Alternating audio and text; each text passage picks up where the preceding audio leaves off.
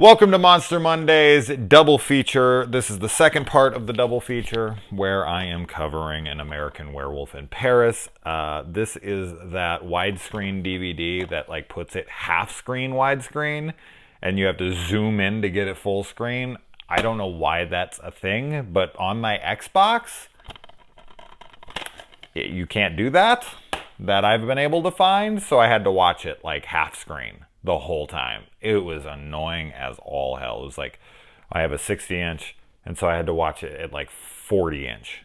Oh man, it was really annoying, but you know, first world problems. Anyways, so this is a movie that is really panned, and anytime it's brought up, people are like, oh, what an abomination. So leave it to me to have a total blast with this movie. Dude, I fucking had so much fun with this movie. That said, the CGI shit, yes, 100%. I think that's what people like to focus on because the first one is this practical effects, God film. It's one of these iconic practical effects centric films of the 80s. So of course, when a sequel to it comes out that has dreadful CGI in place of practicals, people are going to be pissed and they're just going to be like, nah, I'm done. I'm out of it. I'm over it. And of course, that's not the only thing people will drop out of. They'll think the movie's too silly or too uneven in its tone. I found the film to just be mostly silly and with horror elements thrown here and there, which is kind of the first movie. I mean, really, the first movie is mostly a dark comedy, and this one is a little more playful of a comedy, but man, I laughed a lot during this movie. I actually had a really, really, really fun time watching this, so yeah, I'll defend American Werewolf in Paris, but I will not defend the CGI. The choice was silly. They could have used CGI in places, for sure, because if they wanted to show them running around like they did, they were going to have to do that. But that doesn't mean they needed to use it as much as they did, and they don't need to use it as well lit as they did, because that's when you show it off a little worse as well. There should have been more close-ups, because how much would CGI cost then versus practical effects artists coming in and making a suit and all that? I don't know what the difference is. CGI ain't cheap. So when people are like, oh, they just went the cheap route. CGI is cheap now? That's not what it is. I don't know. I don't know what the comparison would be. But anyways. All right. So we've got the typical fast-paced bullshit opening where immediately there's some guy running, oh, and he screams, and then the opening credits. Dumb.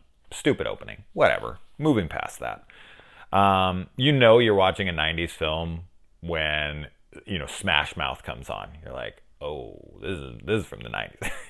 I actually watched this a few times when I was a kid. When I was like mid to late teens.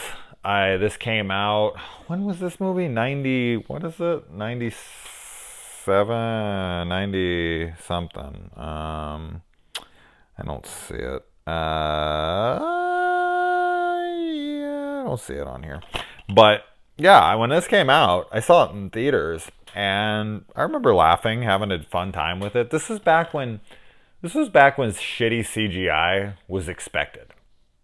Like, that's just what you got. So I wasn't really all that turned off by it. Did I think it looked good? No. But in the mid 90s like this, I was just like, yeah, it's typical. It's typical CG bullshit. You saw it in plenty of movies like The Relic and all these movies where you're just like, okay. Deep Rising and all these horror movies that were coming out at that time. It was just like, there's a CGI monster. I was so used to it, so it just didn't bother me back then. And that's just not a good enough reason for me to completely push a film to the side. I was talking about that in my Thing review from 2011. I think that's a really solid prequel. But yeah, the CGI choice over the practicals that they did was a horrid choice. And it really, bums me out that people kind of just dismiss movies like this. There's not a fucking date anywhere on here. It's really annoying me. I don't think I've ever seen that where there's literally not one single year anywhere on the fucking disc. Wow. Okay. But yeah, people will just completely dismiss movies because of CG. That's, I don't know. That's petty to me. I get it. Like, would I have preferred it? Sure. But am I going to completely look over the whole rest of the movie because of it? Just be like, nah, I'm done. That, I don't know. That's just petty to me. So we've got, okay, there is an opening. In the opening here, after the initial stupid opening, there's the kids, Tom, Everett, Scott, and his buddies. They're on the train, and there's a waiter who comes up and gives them some drinks or whatever. And he's like, here, keep the change. And the guy's like, there is no change. And I was like, yeah, you can keep it anyway. And they all laugh. That was like an instant, I want these guys dead. I don't like these guys. Fuck that. That's bullshit. Like, not tipping is one thing. I'm not fond of it at all. I don't think you should do it, whatever. But like, making fun of the guy and then laughing and thinking it's funny that you didn't tip him. I've been to a restaurant, actually many times, but there was this one time I went to a restaurant and these kids did that. They were like giving the waiter shit. It was a waitress, I think, but they were giving a waiter shit and being dicks, and then at the end they didn't tip her and they walked out. I was furious. I was telling them the whole time, like, why are you being a dick to her? This is fucking insane. She's just sort of, oh, she's our fucking server. Like, who gives a shit? Fuck her. And I was like, no, fuck you. And we were like getting into an argument about it. So they kept being more mean to her. But I didn't want them to be with, it doesn't matter. At the end of it, I ended up fucking having to tip her. You know, I took literally everything out of my wallet and gave it to her. So angry. And I left, and I never spoke to a single person at that table ever again. Some BS, man.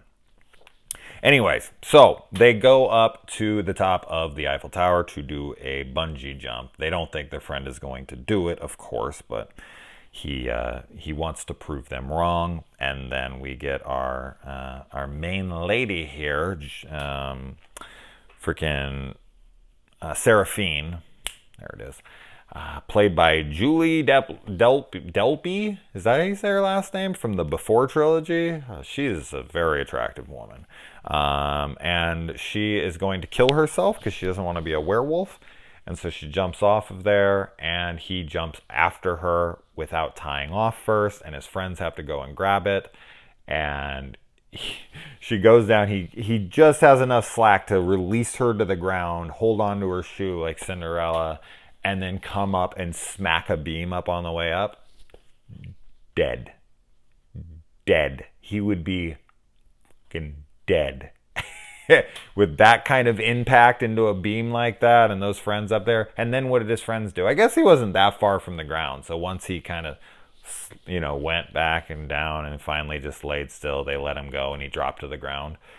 They definitely didn't pull him all the way back up. There's no way. But I thought that was a really fun opening.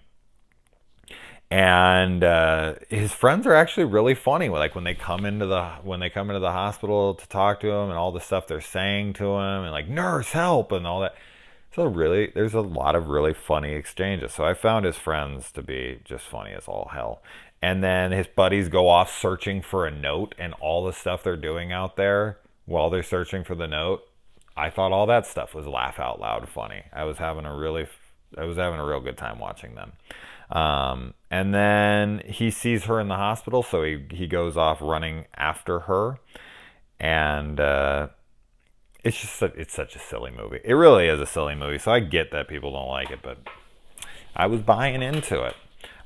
So then they track her down because they find the note and they track her to her house. I guess she left her address on a suicide note. I don't know how they found her house off a suicide note, but they did. And so they went to her house, and she opens the door. And now, remind you, this is a girl who tried to kill herself, then ran out of the hospital with a heart. That guy looked like he was in surgery. So this is a girl who wanted to kill herself because she didn't want to hurt anybody. But she takes a heart for a heart transplant. Somebody's waiting for a heart. She steals that heart, which those kids would have known about because he was like, she took my heart. She took my heart. And he's like, me too. And he's like, it's like a cute joke moment. But at the same time, they would have been like, wait, what do you mean? What'd she do? She took a human heart. So she stole someone's heart, which more than likely means they died.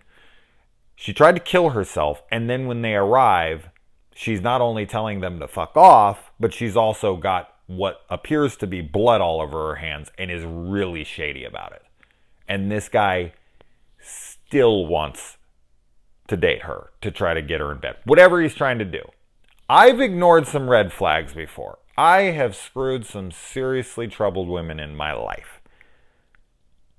But no one that crazy. No one with that many red flags. Jesus Christ, man. I mean, how many more things did this chick have to do? Did she have to like pull up her skirt and show him a dick? Like, what had to happen?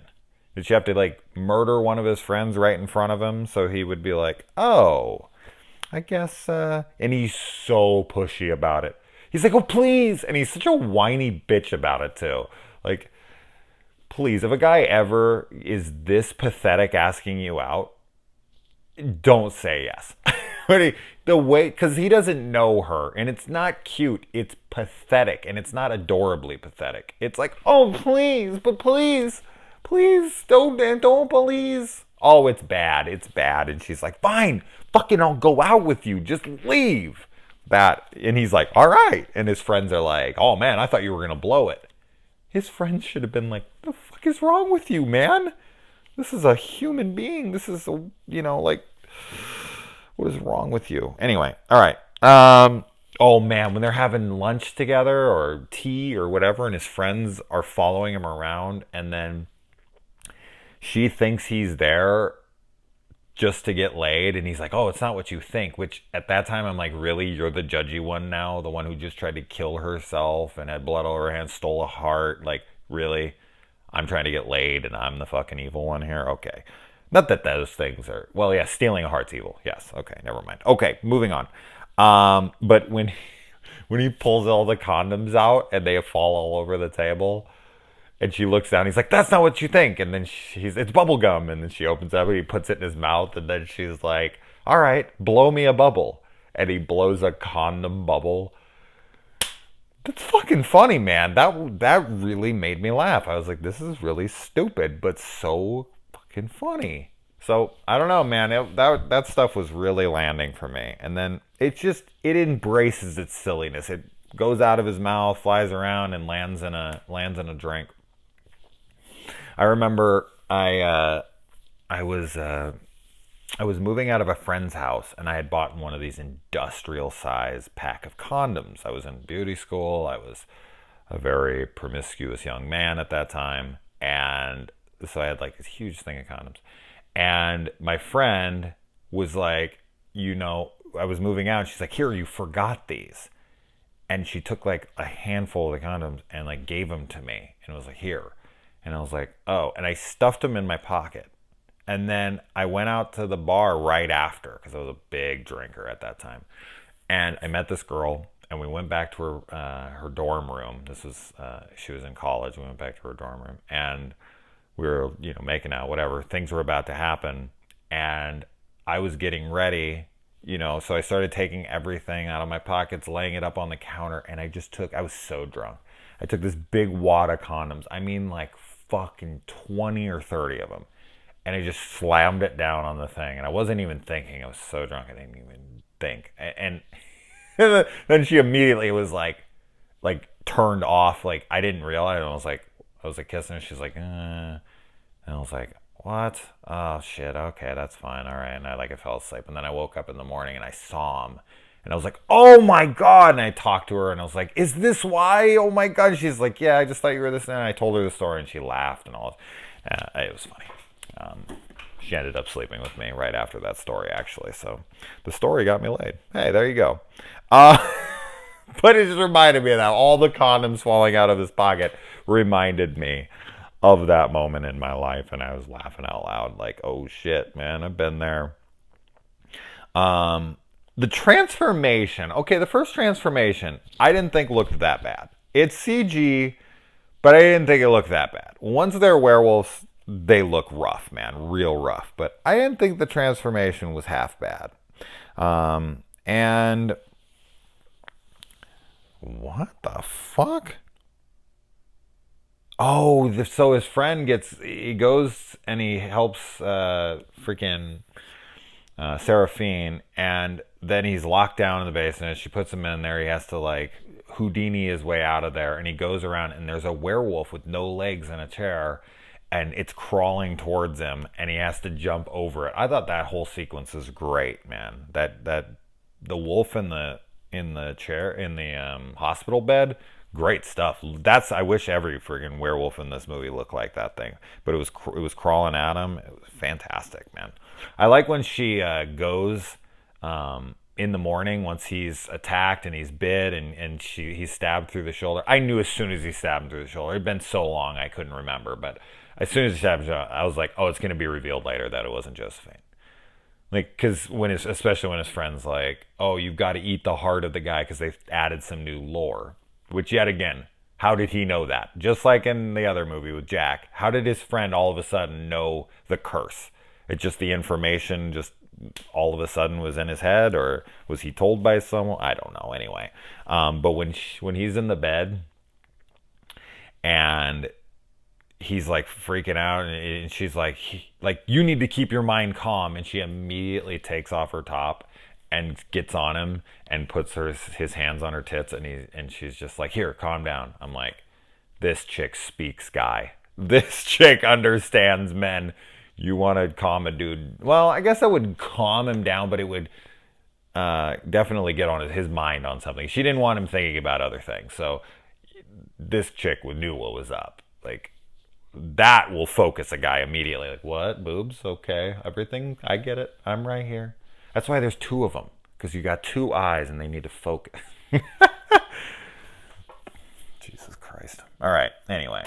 And then he goes out and he meets Virginia from Happy Gilmore. So good to see her. I rarely see her. I guess she's in Modern Family. I've never watched that show, but when I was looking her up, I was like, oh. So he's really into Seraphine, but then he just goes out and bangs a chick. That's a really weird moment in the movie. Like, he starts to transform while having sex, which I think they should have went for that completely. He should have been fucking her, and her eyes should have been closed, and he should have just been getting like faster and bigger, and she would have been like, oh my god, you're getting so big, and like into it. And then as he was like turning while fucking screwing her, that should have been the sequence. It should have stayed sex the whole time, and then when she looks up, he's, a wolf, and he just fucking... She's like, oh my god, she says, oh, you're an animal. And then when she opened her eyes, he would have been a wolf in her face fucking her. That's the way that should have played off. He shouldn't have ran away and jumped into a fountain. And that was stupid. That was a bad decision. They should have just kept it sex the whole time. But how disrespectful, man. Who screws on a grave? I'm sure a couple of my listeners right now are like, oh shit, I have. That's so disrespectful. I'm so not the guy that cares about that kind of stuff, but fucking on someone's grave? I don't know. Man. I hold very little sacred. I don't believe in shit, but having sex on someone's grave, that just feels wrong to me. It just seems wrong. I would never do that. I've never been in a graveyard inappropriately. I've never tried to break into one. There's something about a graveyard to me that is sacred. I guess I do hold something sacred. I would never go into a graveyard and fuck around. That's a fucking resting place for people. Like, that should be respected. I don't know. It just seems extremely, extremely distasteful. So that's my opinion. Anyways, I like that she uses her perfume in different little mausoleums there to try to lure away, to trick it with the scent. I thought that was smart. She kind of plays off like a ditzy blonde, but then she has those moments where I was like, oh, that's a really smart tactic. It didn't work, but gosh, she's so hot too. And he wakes up next to their dead bodies and the cops arrest him. This time we actually got him, which I guess, I don't know. I mean, he's taken in. So after this movie, wouldn't he be? He'd be wanted for murder. I mean, at the end of this, he's just scot free, and he goes back to America. I guess they don't have any extradition there, and I guess they didn't put his pictures up in the airports. But there you go, because the cops are following him the whole time, and clearly, he killed those people. I mean, he did kill those people, so I guess he gets away with it. There you go. Anyway. And I like that Amy, who's Virginia's character in this, she tries to trick him into walking in front of a bus. I thought that was really funny and clever as well. I laughed at that because his buddy is like trying to talk to him and be like, no, I don't want you to kill yourself yet.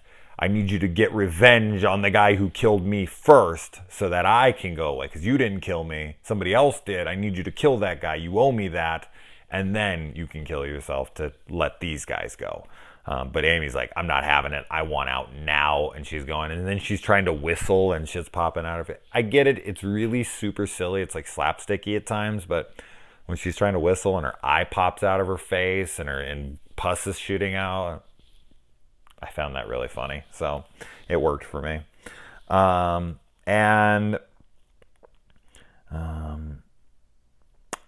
Him become human. Oh yeah. So they changed the lore here because you can eat a heart of the person who did it to you. And then Chris, right? I think that's his buddy. Yeah, Chris. He just leaves them behind. Like a couple times in this movie. I was like, damn, dude. And he left his other friend behind as well, the one that died. He just keeps leaving his friends behind. He's not a very good friend in that way. Okay, so they run away, right? So they go there. Chris is there. He leaves them behind. He leaves his buddy behind up on a cross where they're going to kill him. They ditch out. They swim to this girl's house. They get to the house, her house, where that guy knows where she lives. And then they decide, time to fuck. They start making out and he starts trying to take his clothes off. Your friend is being held hostage. God knows what's happening to him. And you're at the one location that they would definitely come to first. And it's time for sex? Really? I mean, I know you're a wolf. I know you're an animal. And you just tried to fuck another girl in a graveyard. Like, that doesn't make any sense. None of this makes any sense. But I still was having a good time. Anyways, okay, so now they have injectables that can make them turn at any point. And I'll tell you this. So when he goes there to the place to try to warn everybody, and I've seen this in so many movies, he gets up and he's like, excuse me, attention everybody. I just watched Hocus Pocus with my kids recently, and they do this. Now that one's a little more believable because it's a kid. The Sanderson sisters are known in the town, and it seems like a gag. But if you're ever at a nightclub or if you're ever anywhere and somebody gets up and they grab it and they're freaking out and they're like, get out, you guys are in danger, something's going to happen, you're going to die. Get the fuck out. I don't care if it's a joke or not. Like, you can find out it's a joke later and be like, all right, well, I played it safe. But just saying, oh, whatever, get off the stage. Out. Get out. I would be out instant. As soon as somebody was like, get out, there's something's coming, something bad, there's a bomb in the building, guys. Anything like that, gone instantly. Instantly, I'd be out. I wouldn't give a shit, man. I don't care if it was Sacha Baron Cohen up there and I realized more than likely this is a prank. I don't give a shit. I'm leaving anyways. Just in case. Absolutely not. So the fact that no one leaves, I'm like, not that they deserve it, but I feel like you're asking for it if you don't, heed a warning like that. So Chris is up on a cross in there, and he breaks and he falls onto his back. And then he's seen where she brings the tractor through. He's running out of the building.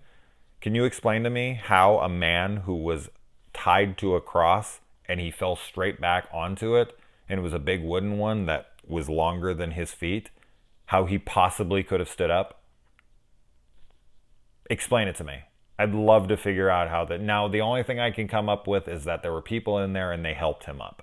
That's it. That's the only thing I got. But him actually getting himself up, laying back on a cross with his, there's no way. with the arms, the way that would be, there'd be no way to rock the thing to get yourself up. You couldn't go forward, you couldn't go to the side, you couldn't go back. How'd he get up?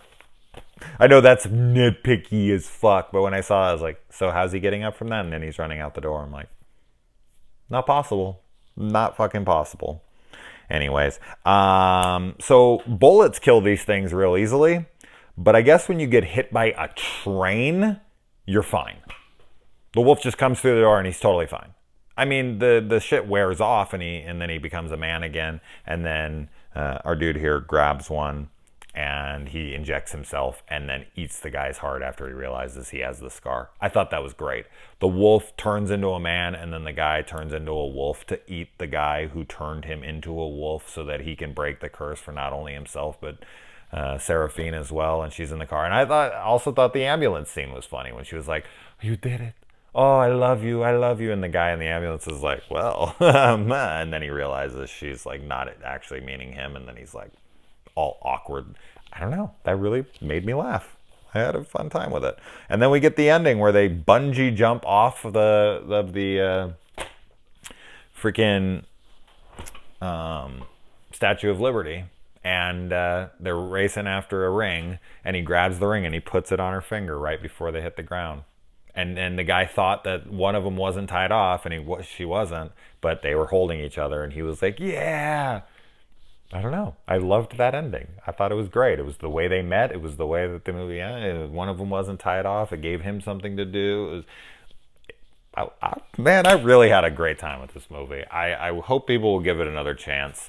Look past the CG. Embrace the comedy. Embrace the silliness. If it's your kind of silliness, I think this is a super fun film. So I probably have the only positive review online for American Werewolf in Paris, and I'm proud of that fact because that's what this channel is all about. It's what it's always been about, defending films that are unjustly hated, in my opinion. So anyways, there you go, a double feature Monster Monday, which I think I've done 2 weeks in a row now. So yeah, that was fun. All right, adios.